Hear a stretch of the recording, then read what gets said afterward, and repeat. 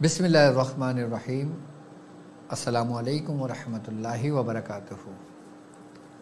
मैं अपने तमाम मोअज़्ज़िज़ अपने हमसफ़र साथियों को, अपने तमाम पीर भाइयों को, अपने तमाम मुरीदीन को, अपने तमाम चाहने वालों को और जो लोग मेरे साथ इस रूहानी सफ़र में शामिल हैं उन तमाम लोगों को, और वो कि जो कदम ब कदम शाना बशाना मेरे साथ साथ पहले दिन से चल रहे हैं और सूरे कुरैश के कारवां में शामिल हैं, उन तमाम लोगों को, और बिलखुसूस वो लोग कि जो दुनिया में जहाँ कहीं भी रहते हैं किसी न किसी ख़ानदान से जुड़े हुए हैं, किसी न किसी सलासिल का हिस्सा हैं, अमलियात की जस्तजू में रूहानियत को हासिल करने के लिए हमारे और अपने सलासिल के ज़िक्र व अस्कार के तरीक़ेकार जानने के लिए हमारे साथ जुड़े हैं। मैं उन तमाम लोगों को और वो आम लोग कि जो दुनिया में जहाँ कहीं भी मौजूद हैं किसी न किसी वजह से परेशान हैं, अपने ज़ाती मसाइल की वजह से, ज़ाती वसाइल की वजह से, रूहानी बीमारियों की वजह से, जिस्मानी बीमारियों की वजह से, और वो चाहते हैं कि कुरान और सुन्नत की रोशनी में और बुज़ुर्गान दीन औलिया कराम के साए में उनके मसाइल का उनको बेहतरीन हल और अजर मिले। इस नियत से जिन लोगों ने हमें ज्वाइन किया है, मैं उन तमाम लोगों को अपने ख़ानदान कादरिया, सिलसिला सोहरवर्दिया, चिश्तिया, कलंदरिया, अबुल उलाइया, जहांगीरिया, हसनिया, उस्मानिया, तारिकिया, शाज़लिया में एक बार फिर सफ़ीना निजातुल मसाइल की एपिसोड 6 और सीज़न 2 में खुश आमदीद कहता हूँ, और ये भी उम्मीद करता हूँ कि आप तमाम लोग खैरियत से होंगे। अल्हम्दुलिल्लाह हमारा ये कामयाबी का सफ़र अपनी मंजिल की तरफ आगे रवां दवां है। सफ़ीना निजातुल मसाइल जो हर जुमेरात पाकिस्तानी टाइम के मुताबिक रात 10 से 11 आप मुझे लाइव सुनते हैं, लाइव अपने मसाइल शेयर करते हैं, लाइव कॉल करते हैं। सफ़ीना निजातुल मसाइल में हम सुनते हैं आपके मसाइल, हम करते हैं आपका इस्तिखारा, हम आपको मालूमात देते हैं कि जो आप चाहते हैं। अगर आप बीमार हैं, अगर जादू ने आपको चारों तरफ से घेरा हुआ है, किसी आजमाइश में मुब्तला हैं, घर की परेशानियों में मुब्तला हैं, बच्चों की नाफरमानी की वजह से परेशान हैं, कारोबार में नुकसान होने का ख़दशा है या कारोबार में नुकसान हो चुका है, या जो कारोबार करते हैं उसमें नुकसान होता है और आप किसी न किसी मसाइल में घिरे हुए रहते हैं, उन तमाम की निजात के लिए हमने ये सफ़ीना निजातुल मसाइल आपके लिए अपने बुज़ुर्गों की इजाज़त से और उनकी ज़ेर सरपरस्ती में ये सफ़ीना अपनी मंजिल की तरफ आगे रवां दवां है। अगर आप परेशान हैं आप हमें लाइव कॉल कर सकते हैं, अगर आप किसी मसाइल में गिरफ़्तार हैं आप हमें कॉल कर सकते हैं, आप अमलियात सीखना चाहते हैं आप इस सफ़ीना में शामिल हो सकते हैं, आप रूहानियत सीखना चाहते हैं आप हमें ज्वाइन कर सकते हैं, आप सलासिल के ज़िक्र व अस्कार सीखना चाहते हैं आप हमारे साथ इस मुबारक और इस रूहानी सफ़र में शामिल हो सकते हैं। तो चलिए सफ़ीना निजातुल मसाइल क्या है उसके बारे में तो मैं आपको बता चुका हूँ, लेकिन आज हम अपनी ट्रांसमिशन का आगाज़ सरकार दो आलम सल्लल्लाहु अलैहि वसल्लम के एक ऐसे तरीक़ेकार से करेंगे जो आपने तालीम फरमाया, और यकीनन नबी करीम रऊफ़ुर रहीम सरकार दो आलम सल्लल्लाहु अलैहि वसल्लम ने जो फरमाया वो हक़ है, और हम हुज़ूर की उम्मती होने के नाते हम पर ये फ़र्ज़ है कि हम उस पर अमल करें। और यकीनन کہ جو لوگ مجھے جوائن کیا ہوا ہے، مجھے سنتے ہیں، مجھے دیکھتے ہیں، کہ ان کا تعلق یا تو عملیات سے ہوتا ہے یا روحانیت سے ہوتا ہے یا پھر کسی مسائل سے ہوتا ہے. اور الحمدللہ ہماری ہر ٹرانسمیشن میں آپ کے کوئی نہ کوئی مسائل کا حل اس کے اندر ضرور موجود ہے، اگر آپ اس کو توجہ سے سنیں اور سن کر جو بھی اعمال آپ کو تعلیم کیے جاتے ہیں اجازت لے کر وہ عمل جب آپ کرتے ہیں تو آپ کے مسائل حل ہو جاتے ہیں. اور الحمدللہ ہمارے بتائے ہوئے اعمال جن جن لوگوں نے کیے، ہمارے دنیا بھر میں جہاں جہاں شاگرد موجود ہیں، وہ باقاعدہ طور پر اس اعمال کے ذریعے لوگوں کا علاج اور معالجہ کرتے ہیں، لوگوں کا علاج کرتے ہیں، روحانی علاج کرتے ہیں. ایسے ایسے لیڈیز، ایسے ایسے جینٹس، ایسے ایسے لوگ علاج کرتے ہیں کہ جو علاج کا مفہوم بھی نہیں جانتے تھے جب تک وہ ہم سے جڑے نہ تھے. جب ہم سے جڑے تو الحمدللہ ان کو معلوم ہوا کہ روحانیت کیا ہے، عملیات کیا ہیں، ترتیب طریقہ کار کیا ہے، اور پھر اس پہ عمل پیرا ہو کر انہوں نے جب خلق کی خدمت کی تو الحمدللہ جس جگہ پہ وہ رہتے ہیں وہاں پہ ان کی بھی شہرت کا چرچا عام ہونے لگا. مجھے خوشی ہے اس بات پہ کہ ہمارے بزرگوں کے طریقہ کار جو ہمیں تعلیم ہوئے ہیں ہم وہ آپ کو بتاتے ہیں. جو کچھ اعمال ہم نے خود کیے ہیں ہم وہ آپ کو تعلیم کرتے ہیں، اور جو کچھ ہمارے بزرگوں نے کیے ہیں، ہمارے مرشد نے کیے ہیں، ہمارے میاں حضور نے کیے ہیں، میں وہی اعمال ایز اٹ از آپ کو تعلیم کرتا ہوں انہی ترتیب اور طریقہ کار کے ساتھ جو مجھ کو میرے مرشد نے تعلیم کی ہے. آپ خوش نصیب ہیں کہ آپ کو گھر بیٹھے ہر چیز میسر ہے، ہر چیز مل جاتی ہے، ہر عمل مل جاتا ہے، اس کی اجازتیں مل جاتی ہیں، اس کے طریقہ کار مل جاتے ہیں. پھر یوں نہ کہنا کہ ہم پریشان ہیں. آپ کی پریشانیوں کو دور کرنے کے لیے ہی میں موجود ہوں کہ سفینہ نجات المسائل میں. اگر بات ہو بہت اچھا ہے، بات نہ ہو آپ کی اسکرین پر نمبر موجود ہے، آپ اپنا نام، اپنے والدہ کا نام لکھ کے ہمیں سب واٹس ایپ کر سکتے ہیں. چلیے میں آج اس عمل کی طرف آتا ہوں کہ جو آج کے دور میں اشد ضرورت ہے. ایسا ایک عمل اور مختصر جامع عمل کہ جو صرف کچھ ہی دنوں میں اس کا نتیجہ آپ کے سامنے آنے لگتا ہے، جیسا حضور نے فرمایا. میں آج آپ کو ایک ایسا عمل تعلیم کرتا ہوں جو میں یہ دعوے سے کہہ سکتا ہوں کہ یہ آپ کے لیے اینٹی بائیوٹک ہے. جو لوگ کہتے ہیں نا کہ ڈاکٹر صاحب سے ہماری بات نہیں ہوتی، ہم بہت کوشش کرتے ہیں، ہم میسج کرتے ہیں، ہم پریشان ہیں، ہم کس طرح رابطہ کریں، کس طرح ہم اس مسئلے سے نکلیں. اگر بات ہو تو اچھا ہے، نہ ہو تو غم زدہ نہ ہو، پریشان نہ ہو، مایوس نہ ہو. اس عمل کو کریں، اس کی برکت سے آپ کا جو بھی مسئلہ ہوگا، میں یہ بات آپ کو ضمانت دیتا ہوں کہ انشاءاللہ اللہ کے حکم سے، حضور کے فرمان سے جو آپ نے فرمایا وہ پورا ہو کر رہتا ہے. اگر میں اس یقین کے ساتھ دعویٰ کر رہا ہوں تو اس بات پہ نہیں، میں اس بات پہ دعویٰ کر رہا ہوں کہ فرمانے والا کون ہے، بتانے والا کون ہے، اور جس کو بتایا وہ کون ہے. ایک ایسا عمل کہ جس کو کرنے سے اگر آپ جادو میں گرفتار ہیں، آپ پریشانی میں گرفتار ہیں، آپ بندش میں گھرے ہوئے ہیں، آپ کو آسیب نے جکڑا ہوا ہے، جنات نے تنگ و پریشان کیا ہوا ہے، حاسدین نے تنگ کر دیا ہو، دشمن چاروں طرف سے گھرے ہوئے ہوں اور اپنے ہی آپ کو نقصان پہنچانے کی دہلیز پر ہیں، اپنے ہی آپ کو نقصان پہنچا رہے ہوں، آپ کو کوئی رستہ نہ دکھ رہا ہو، آپ کی کوئی دعا قبول نہ ہو رہی ہو، آپ کا کوئی عمل اثر انداز نہ ہو رہا ہو، چاہے آپ نے لاکھوں چلے کیے ہوں، ہزاروں چلے کیے ہوں، منتیں مانی ہوں، نظر مانی ہوں، دعائیں مانگی ہوں، آپ کا وہ عمل نہ پورا ہو جو عمل آپ کا صرف مختصر یہ کر لینے سے آپ کا وہ عمل پورا ہو جائے. اگر آپ کے جسم کے اندر جادو صلاحیت کر گیا ہے اور وہ آپ کو نقصان پہنچا رہا ہے تو اس کا نقصان کا بہترین نعم البدل اللہ رب العزت آپ کو دنیا میں بھی عطا کرے گا اور مرنے کے بعد بھی عطا کرے گا.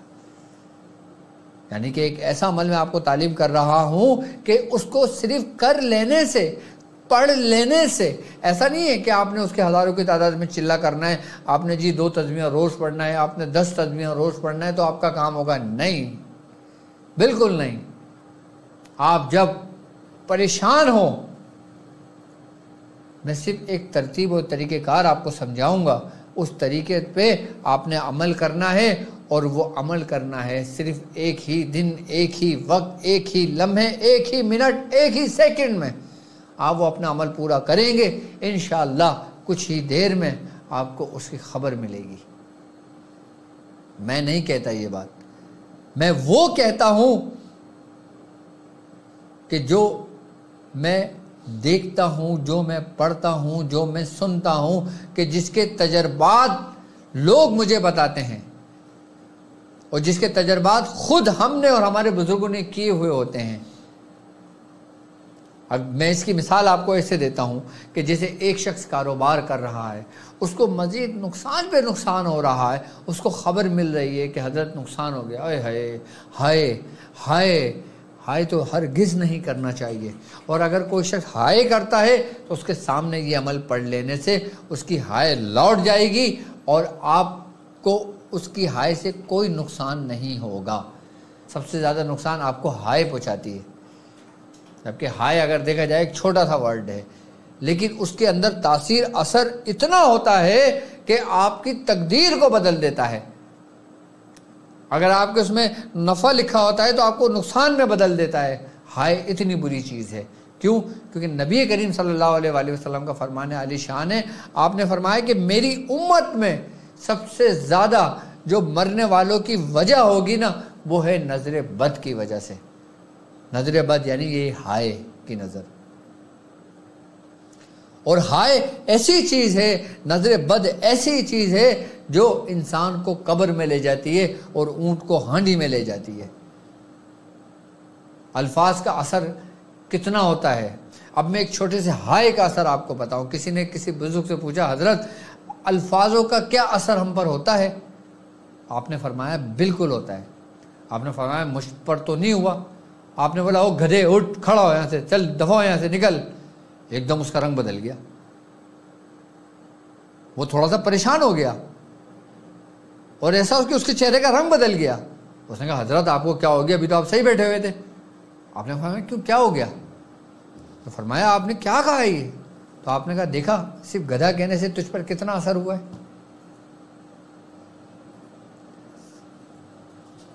یعنی ہمارا جو لہجہ ہوتا ہے، ہمارا جو ایکسنٹ ہوتا ہے، ہمارا جو رویہ ہوتا ہے،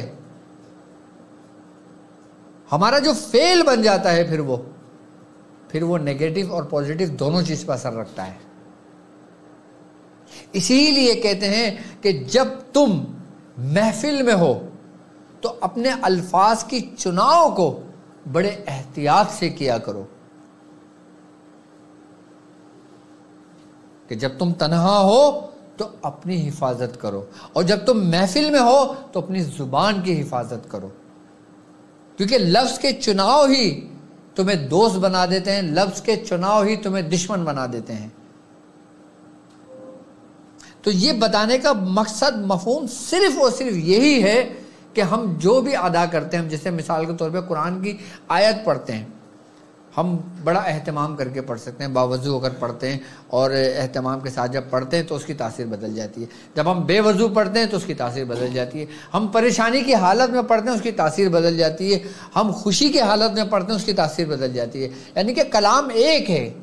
اب مثال کے طور پہ قل هو اللہ احد ہے، اب یہ صورت ہم پریشانی کی حالت میں پڑھیں، اس کے اثرات ہم پر ویسے ہی مرتب ہوں گے جس حالت سے ہم گزر رہے ہیں۔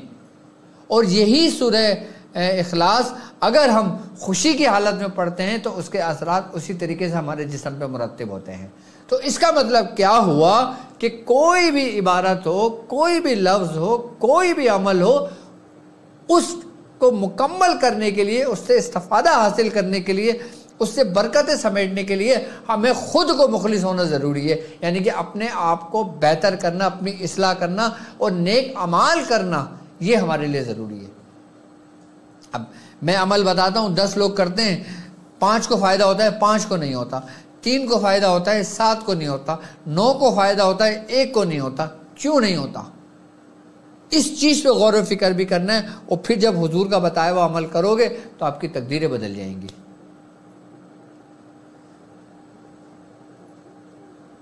ہم پر اثر کیا ہوتا ہے کہ ہم جو کچھ کر رہے ہوتے ہیں اپنی نیت سے۔ دیکھو ہر عمل کا دار و مدار آپ کی نیتوں پر ہے۔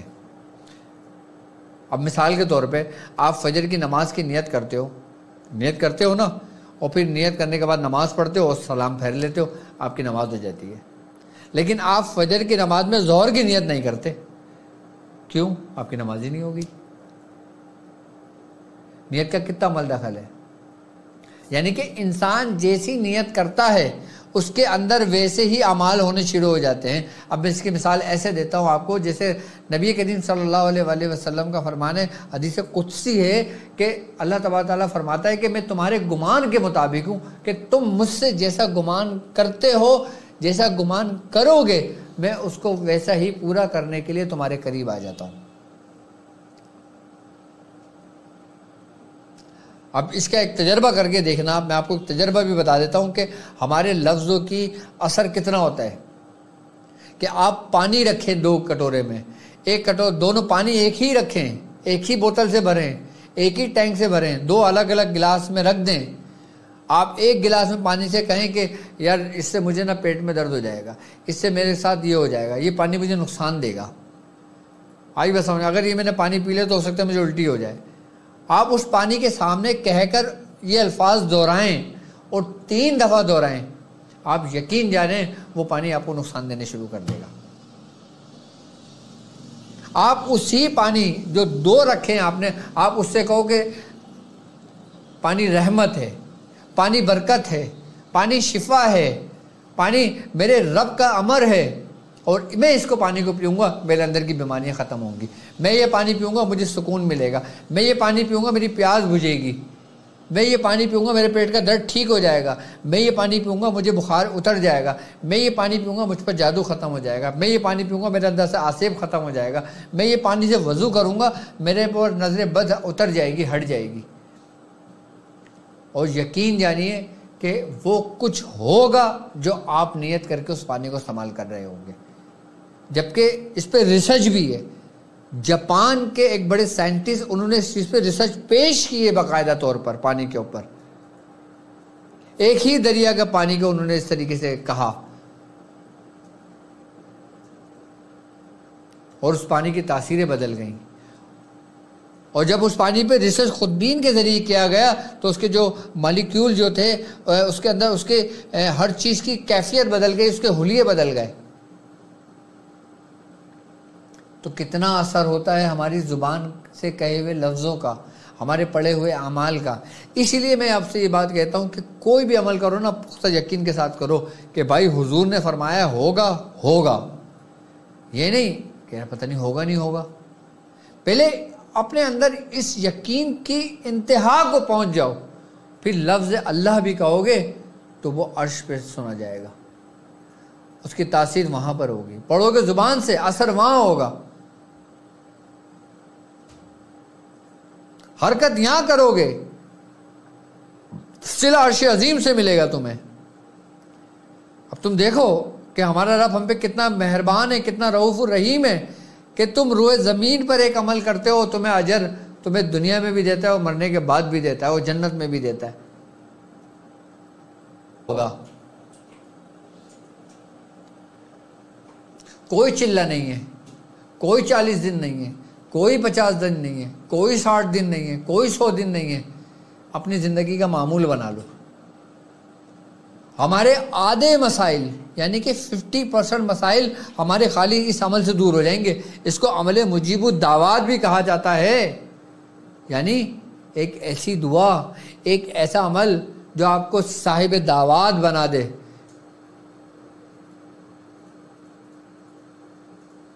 جو آپ کو صاحب دعوات کر دے، یعنی آپ کی ہر دعا قبول ہو، کہ لوگ تم سے دعا کا کہیں اور تم اس کے لیے ہاتھ اٹھاؤ تو اس کے حق میں تمہاری کہے ہوئے الفاظ پورے ہوں۔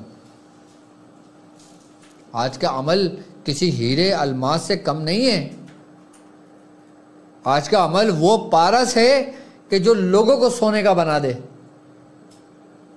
دیکھو سرکار دو عالم صلی اللہ علیہ وآلہ وسلم کا فرمان ہے کیا کہ تمہاری وہ دعا جلد قبول ہوتی ہے جو تم اپنے بھائی کے لیے کرتے ہو اس کی غیر موجودگی میں۔ یعنی کہ اب میرا بھائی میرے گھر پہ، میں یہاں بیٹھا ہوں، خانہ کعبہ میں ہوں، میں خانہ کعبہ کو دیکھ رہا ہوں، میں دعا کر رہا ہوں اللہ میرے بھائی کو بخش دے، اے اللہ میرے بھائی کو ہدایت دے، اے اللہ میرے بھائی کے رشتے میں برکت عطا فرما، اے اللہ میری بہن کے رشتے میں برکت عطا فرما، اے اللہ میرے فلاں کے برکت عطا فرما، فلاں کو عزت دے، فلاں کو نواز دے، فلاں کو دے.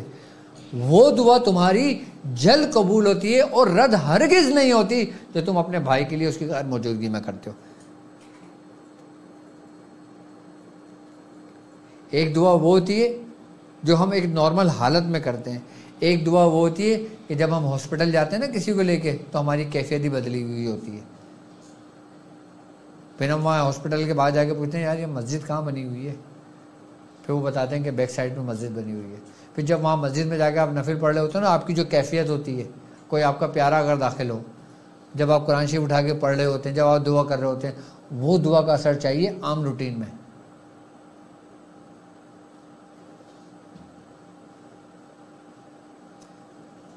وہ کہتے ہیں نا کہ اپنا لال بچھڑا تو یہ احساس ہوا کیسے کیسے لال بچھڑ گئے لوگوں کے. یعنی کہ جب ہم پہ جب مصیبت آتی ہے نا، جب ہم پہ کوئی پریشانی آتی ہے، جب ہماری جو کیفیت بنتی ہے اس کیفیت کے لیے دعا اپنے بھائیوں کے لیے کرو جو اس وقت موجود نہ ہو، اس کی غیر موجودگی میں. دیکھو دعا کا اثر آپ کی کیفیت کا نام ہے. آپ کی کیفیت جتنی بدل جاتی ہے نا اس میں اثر اتنا ہوتا ہے. کبھی کبھی آپ نماز پڑھ رہے ہوتے ہیں، آپ کی کیفیت نہیں بنتی، بس آپ فرض کی ادائیگی پوری کر رہے ہوتے ہیں. کبھی کبھی آپ کی نماز میں ایسی کیفیت بن جاتی ہے، آپ کو اتنا مزہ آتا ہے، اتنا سکون ملتا ہے، اتنا خوش و خضو آپ کو حاصل ہوتا ہے کہ جو قابل تعریف ہے، جو آپ کو جانماز سے اٹھنے کا دل نہیں کرتا. اور کبھی ایسی کیفیت ہوتی ہے کہ آپ کی جانماز سے بیٹھنے کا دل نہیں کرتا. کبھی ایسی کیفیت ہوتی ہے کہ آپ کو وضو کرنے کا دل نہیں کرتا. کبھی ایسی کیفیت ہوتی ہے آپ کو مسجد جانے کا دل نہیں کرتا. لیکن آپ جاتے ہو کیا ہے؟ ادائیگی کے لیے.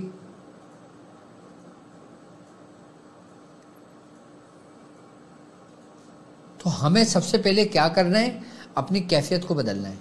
اب ہم اپنی کیفیت کو کیسے بدلیں گے؟ اور اس کے لیے بھی حضور کا فرمان ہے کہ ہم اپنے حالت کو، اپنی کیفیت کو کس طرح بدلیں. تو اس میں نبی کریم صلی اللہ علیہ وآلہ وسلم کا فرمان عالی شان ہے. آپ نے فرمایا کہ جو چیز تم اپنے لیے پسند نہیں کرتے وہ اپنے بھائی کے لیے بھی نہ کرو. اس کا مطلب کیا ہوا؟ کہ جو چیز تمہیں پسند نہیں ہے وہ تم اپنے بھائی کے لیے بھی نہ کرو. اب جو چیز تمہیں اپنے لیے پسند ہے وہ تم اپنے بھائی کے لیے بھی کرو. اب یہ نہیں کہ میں نے اپنے لیے تو 2000 روپے کا سوٹ خریدا، اب بھائی کے لیے میں 500 والا 1000 والا دیکھ رہا ہوں. ایک مثال ہے، دنیاوی مثال ہے. تو اس کا مطلب ہے کہ تمہارے اندر ابھی وہ کیفیت نہیں ہے، تمہارے اندر اتنے اسٹرگل نہیں ہے، تمہاری شخصیت میں ٹھہراؤ نہیں ہے، تمہارے اعمال میں ٹھہراؤ نہیں ہے، تمہاری نیتوں میں ٹھہراؤ نہیں ہے، تمہاری نیت میں وہ یقین کامل نہیں ہے. اگر تم اس حالت پہ ہو تو ہمارے بزرگ ہمیں یہ بھی فرماتے ہیں کہ اگر تمہارے پاس کوئی نوکر بھی کام کر رہا ہے، کوئی تمہارے نیچے بھی کام کر رہا ہے، تو تم اس کا بھی ایسی خیال رکھو جیسا تم اپنا رکھتے ہو. اس کو بھی تم وہ کھلاؤ جو تم خود کھاتے ہو، اس کو بھی تم وہ پہناؤ جو تم خود پہنتے ہو، اگر تم اس کی مدد کرتے ہو تو. یہاں سے انسان کی تقدیر بدلنے شروع ہوتی ہے، یہاں سے انسان کی نیتیں بدلنے شروع ہوتی ہیں. اگر تم چاہتے ہو نا کہ کبھی کسی کے محتاج نہ ہو، اب تم چاہتے ہو کسی مفلسی تمہارے گھر کا دروازہ نہ کھٹکھٹائے، تم چاہتے ہو تم کبھی غریب نہ ہو، تو تم اس عمل کو اپنے اوپر لازم کر لو. اور دوسری بات کیا کہ اپنے کھانے میں، اپنے رزق میں، اپنے معاملات میں دوسروں لوگوں کو شامل کر لو. یقین جانو کبھی غربت تمہارا دروازہ نہیں بجائے گی.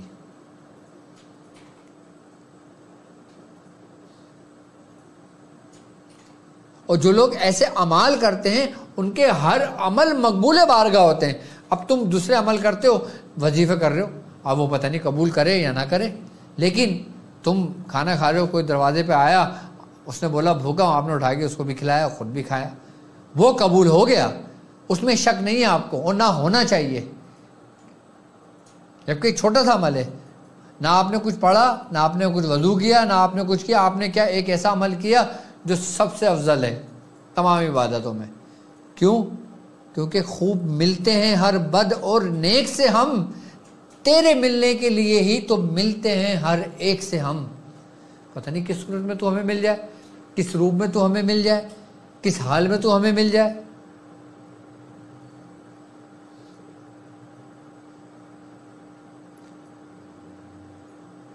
لیکن ہماری بدقسمتی یہ ہے کہ ہم رب کو ڈھونڈتے ہیں کہاں؟ کبھی ہم مسجد میں ڈھونڈ رہے ہیں، کبھی ہم کہیں جا کے ڈھونڈ رہے ہیں، کبھی کہیں جا کے ڈھونڈ رہے ہیں، کبھی کہیں جا کے ڈھونڈ رہے ہیں، جبکہ وہ اس کی صفات بکھری ہوئی ہیں، پھیلی ہوئی ہیں، ہر انسان میں موجود ہیں. ہم اس سے غافل ہیں.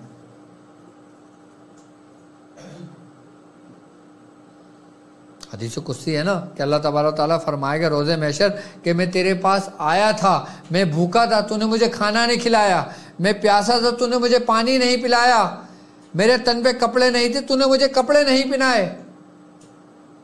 ہے نا حدیث؟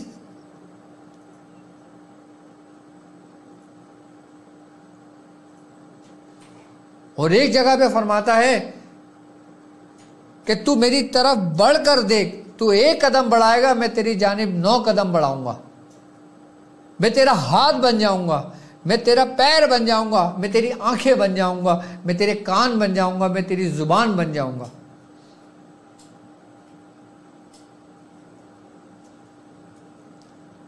اب ہم چلہ کشی کے لیے تو ٹائم نکالتے ہیں، لیکن گھر میں جو ہماری بیوی بچے بیٹھے ہوئے ہوتے ہیں، ہم 4 گھنٹے تو اس میں عمل میں لگے ہوئے، لیکن بیوی بیٹھی ہوئی ہے کہ یہ فارغ ہو کے آئیں گے تو میں بچے کا دودھ کا ڈبہ منگاؤں گی. اب بچہ بھوکا بیٹھا ہوا ہے، اب تو بچہ بھوکا بیٹھا ہوا ہے، تم چلے کر رہے ہو، تو ایسے چلے تمہارے کامیاب ہوں گے؟ ہرگز نہیں. ہمارا دین یہ نہیں کہتا. ہمارا دین کا سب سے پہلا حکم فرض کی ادائیگی، اس کے بعد تمہارے بیوی بچوں کا تمہارے ساتھ مخلص رہنا، اور تمہارا ان کے ساتھ تمہارا رویہ بہتر رہنا. برتاؤ معنی رکھتا ہے کہ جو تم اپنے بیوی بچوں کے ساتھ برتاؤ اختیار کرتے ہو. ارے میاں حضور آپ یہ دیکھیں کہ نبی کریم صلی اللہ علیہ وآلہ وسلم کا فرمان ہے کہ جو شخص گھر سے باہر نکلا رزق کی تلاش میں اور رستے میں اس کا وصال ہو جاتا ہے، اس کا ایکسیڈنٹ ہو جاتا ہے، انتقال ہو جاتا ہے، تو یہ بھی شہادت کا ایک درجہ ہے. جو شخص بیوی بچوں کے لیے رزق کی تلاش میں نکلا، ایک شخص بیوی بچوں کے لیے رزق کی تلاش میں باہر نکل رہا ہے اور ایک شخص گھر میں بیٹھ کے وظیفہ پڑھ رہا ہے، تو سب سے کامل مرد کون ہے؟ جو اس کی تلاش میں باہر نکل رہا ہے، نہ کہ وظیفہ پڑھ رہا ہے. سرکار دو عالم صلی اللہ علیہ وآلہ وسلم کا فرمان عالی شان ہے. آپ نے فرمایا 3 دینار بہت اچھے ہیں. 1 دینار وہ جو تم نے اللہ کی راہ میں خرچ کیا ہے، 1 دینار وہ جو تم نے اپنے دوست اور رشتہ داروں اور اپنے احباب میں خرچ کیا ہو، 3 دینار وہ جو تم نے اپنے بیوی بچوں پہ خرچ کیا ہو. آپ نے فرمایا کہ قسم ہے اس رب کی جس کے قبضے میں محمد کی جان ہے، سب سے بہترین اور سب سے اچھا دینار وہ ہے جو تم نے اپنے بیوی بچوں پہ خرچ کیا. یہاں تک کہ بزرگان دین فرماتے ہیں کہ جو تم اپنے بیوی بچوں کے ساتھ بیٹھ کے کھانا کھاتے ہو نا دسترخوان پہ، تو رب تم سے اس کا حساب نہیں لے گا، لیکن جو تنہا کھاتے ہو نا اس کا ضرور حساب لے لے گا. اسی لیے کہتے ہیں کہ دسترخوان بچھا کے ساتھ کھانا کھانا چاہیے تاکہ اس میں برکت ہے. تنہا کھانے میں برکت نہیں ہے. حضرت ابراہیم علیہ السلام تنہا کھانا نہیں کھاتے تھے، اور جب کوئی مہمان کوئی سائل نہیں آتا تھا آپ بھوکے رہتے تھے. آپ باقاعدہ طور پہ کھانا رکھ کے باہر ڈھونڈنے جاتے تھے کسی سائل کو، اس کو اپنے ساتھ بٹھا کے کھانا کھاتے تھے. کیوں؟ کیونکہ اسی لیے بزرگان دین فرماتے ہیں کہ جو کھانا تم اپنے بچوں کے ساتھ بیٹھ کر کھاتے ہو، ایک لقمہ اپنے ہاتھ سے اپنے بچوں کے منہ میں دیتے ہو نا، اللہ رب العزت اس سے بہت خوش ہوتا ہے، تمہیں بہت نوازتا ہے. ہو سکتا ہے اللہ تعالیٰ نے تم پہ روز دولت کی نچھاور جو کی ہے، تمہارے رزق کے دروازے کھولیں، وہ اس وجہ سے کھولیں کہ تم نے اپنے بچوں کو اچھا کھلایا، بچوں کو اچھا پلایا، بچوں کی اچھی تربیت کی، بچوں کی اچھی پرورش کری. اور تمہارے رزق کے دروازے اسی لیے بند ہوتے ہیں کہ تمہارا حسن سلوک، تمہارا برتاؤ تمہارے بیوی بچوں ماں باپ کے ساتھ اچھا نہیں ہوتا. تو سمجھ لینا کہ تم نے اپنے لیے خود رزق کے دروازے بند کر لیے. اب تم لاکھ وظیفے پڑھ لو، لاکھ دعائیں مانگ لو، لاکھ اعمال کر لو، تم پر کوئی دروازہ نہیں کھلے گا اس وقت تک جب تک تم اس کا حق ادا نہیں کر دیتے. اب لوگ کہتے ہیں کہ ہم پہ جادو ہو گیا. لو جی جادو کا وہم. یہ جادو کا وہم کیا ہے بھائی؟ اب کچھ معاملات ہمارے اپنے ہاتھوں کی کمائی کی وجہ سے ہوتے ہیں اور ہم سمجھتے ہیں جو جادو میں مبتلا ہیں.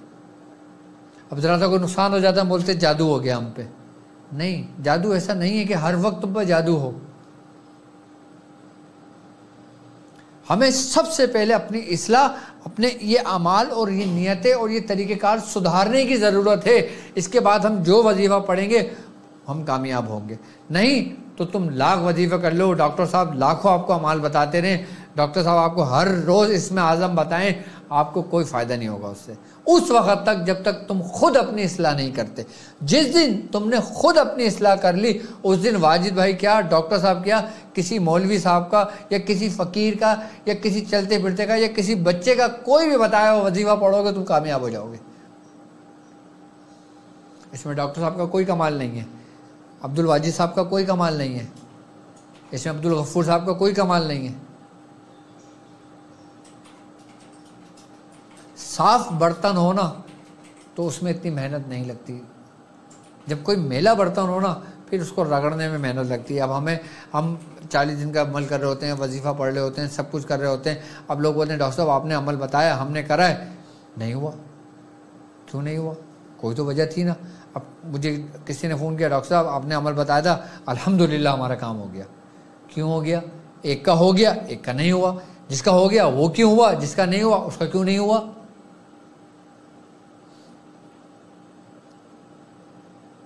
اب بعض جگہوں پر ایسے مقامات پہ انسان پہنچ جاتا ہے کہ مثال کے طور پہ ایک میرا مرید ہے، میرا شاگرد تھا، وہ علاج کرتا ہے، وہ دھڑا دھڑ وہ جادو کو اتار کر رہا ہے.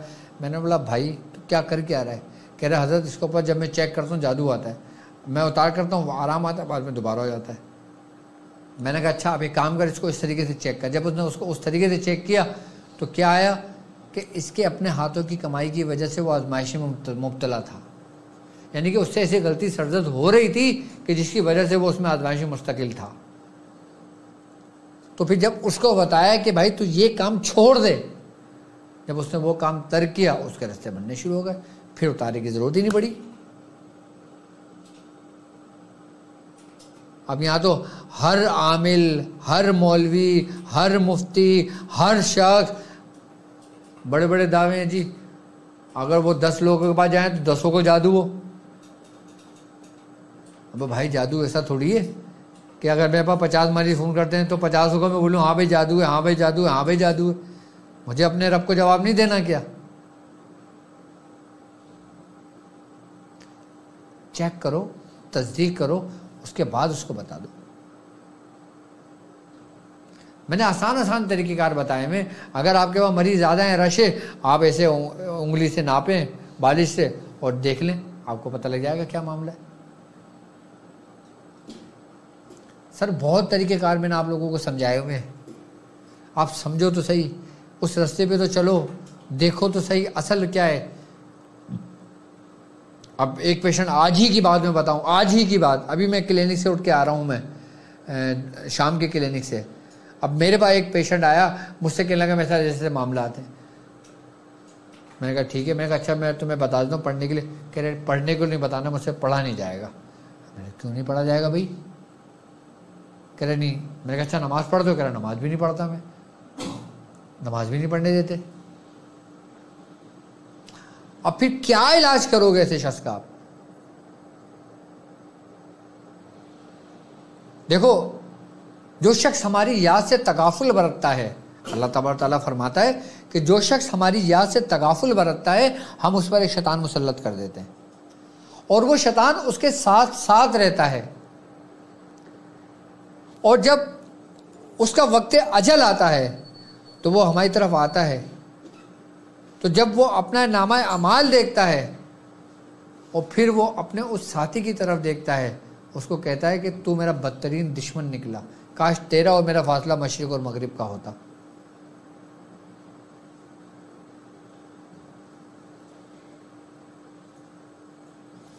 ہم جادو کے وہم میں کب مبتلا ہوتے ہیں، ہم وسوسوں میں کب گرتے ہیں، ہم یہ سمجھ لو کہ ڈیمینشیا میں کب جاتے ہیں، ہم شیزوفرینیا میں کب جاتے ہیں، ہم اسٹریس میں کب جاتے ہیں، ہم ڈپریشن میں کب جاتے ہیں، کہ جب ہم اللہ کے ذکر سے غافل ہوتے ہیں. جو شخص اللہ کے ذکر سے غافل ہوتا ہے نا، پھر وہ آزمائشوں کے لیے اپنے دروازے کھول دیتا ہے. اور جو شخص اللہ کی یاد کیا ہے، اللہ کی یاد یہ نہیں کہ آپ اللہ اللہ اللہ اللہ اللہ اللہ کرنے بیٹھ جاؤ اور اللہ اللہ ہی کرتے رہو، سب کچھ چھوڑ دو، بیوی چھوڑ دو، بچے چھوڑ دو، کاروبار چھوڑ دو، دکانیں بند کر دو، اللہ اللہ اللہ اللہ اللہ کی یاد کر رہے ہیں بس. نہیں، یہ اللہ کی یاد نہیں ہے. اللہ کی یاد وہ ہے، ایسی زندگی بسر کرو جیسی نبی کریم صلی اللہ علیہ وآلہ وسلم نے تمہیں تعلیمات دیں. اللہ کا ذکر، اللہ کی عبادت وہی اصل ہے جو حضور نے تعلیم فرمایا آپ کو.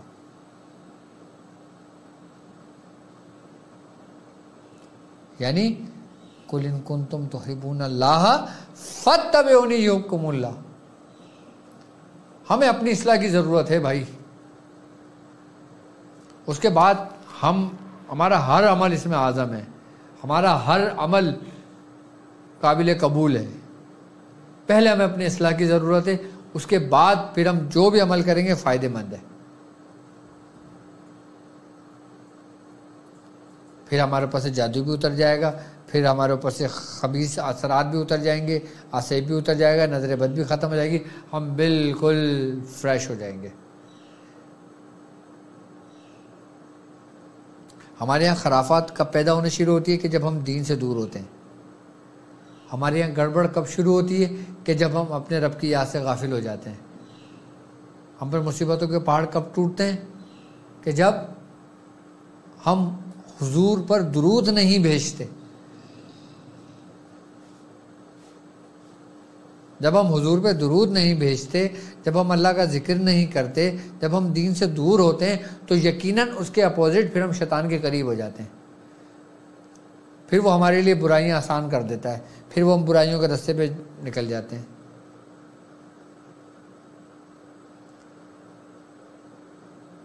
صرف ایک طریقہ کار سمجھا دیتا ہوں، میں صرف ایک ایسا کلیہ بتا دیتا ہوں کہ جس میں سمجھ لو کہ آپ کے لیے زندگی ہے.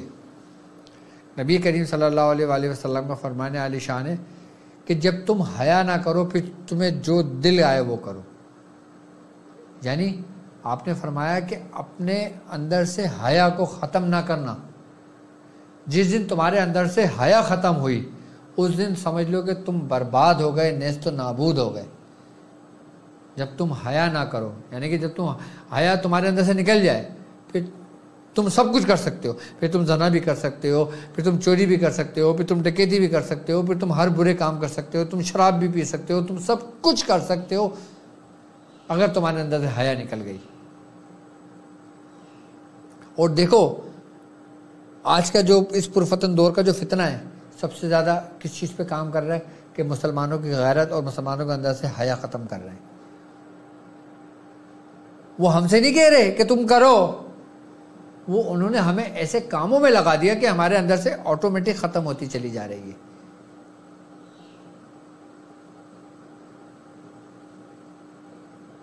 ہمیں باقاعدہ حیا کا حکم ہے. ہمارا دین ہمیں درس، ہماری پہلا سبق ہی حیا ہے. روحانیت کا بھی پہلا سبق حیا ہے، دین کا بھی پہلا سبق حیا ہے. اب تم کتنے بڑے مولوی ہو جاؤ، کتنے بڑے تم متقی ہو جاؤ، کتنے بڑے تم شیخ الحدیث ہو جاؤ، کتنے بڑے تم عالم دین ہو جاؤ، کتنے تمہارا علماء کرام میں نام ہو، اور اگر تمہارے اندر حیا نہیں ہے تو تم شیطان کے راستے پر ہو. اگر تمہارے اندر حیا نہیں ہے، اگر تمہارے اندر حیا ہے تو بھی سب کچھ ہے. اچھا حیا ہوگی تو تمہارے اندر ادب ہوگا، ادب ہوگا تمہارے اندر محبت ہوگی، محبت ہوگی تمہارے اندر عبادت ہوگی، عبادت ہوگی تم کامیاب ہوگے. سب ایک دوسرے سے جڑے ہوئے ہیں. تمہارے اندر حیا ہوگی تو نیچرلی تمہارے اندر ادب ہوگا. کس کا ادب؟ اپنے بڑوں کا، استادوں کا، اپنے پیر و مرشد کا، اپنے پیر بھائیوں کا، اپنے سے بڑوں کا، اپنے سے چھوٹوں کا.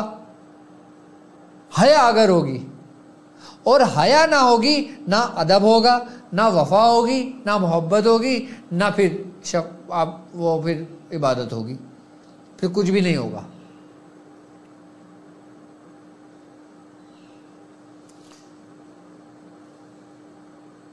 مجھ سے جتنا ممکن ہوتا ہے نا میں آپ لوگوں کو سمجھانے کی کوشش کرتا ہوں، اور میرے طریقہ یہی ہوتا ہے کہ میں سب سے آسان طریقوں میں، آسان لفظوں میں آپ کو سمجھاؤں، تاکہ میری بات آپ لوگوں کے دلوں میں اتر جائے۔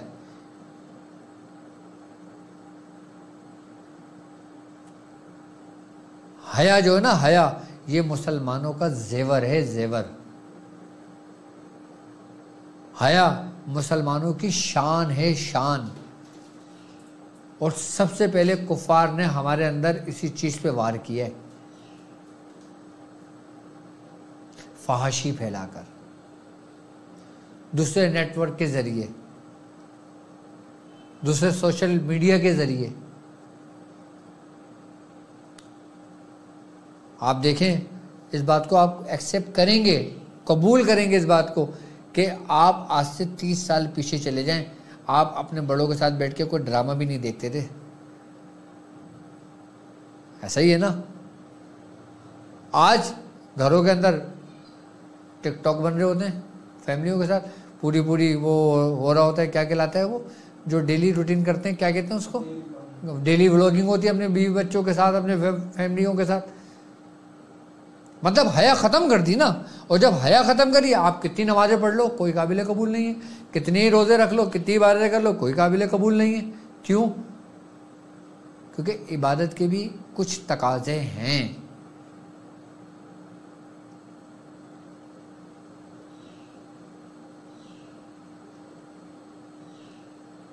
ایسے ہی ہیں کہ جیسے نماز سے پہلے وضو کرتے ہو آپ، کیوں کرتے ہو؟ کیونکہ ہمیں حکم ہے کہ نماز کی ادائیگی سے پہلے وضو ہم پر فرض ہے، پہلے ہم وضو کریں گے، اس کے بعد نماز پڑھیں گے۔ بنا وضو کے نماز پڑھتے جاؤ ساری زندگی اور کہو الحمدللہ میں نمازی ہوں، تو کیا تمہاری نماز قبول ہوگی؟ تمہارے اندر حیا نہیں ہے، تم ساری عبادتیں کر رہے ہو، تو تمہاری عبادت ایسے ہی ہے جیسے تم بے وضو عبادت کر رہے ہو، بے وضو نماز پڑھ رہے ہو۔ حیا تمہارا وضو ہے، تمہارے باطن کا وضو ہے، تمہارے وجود کا وضو ہے، تمہارے ظاہر کا وضو ہے، تمہاری آنکھوں کا ہے، تمہارے آنکھوں کا نور حیا ہے، تمہارے چہرے کا نور حیا ہے۔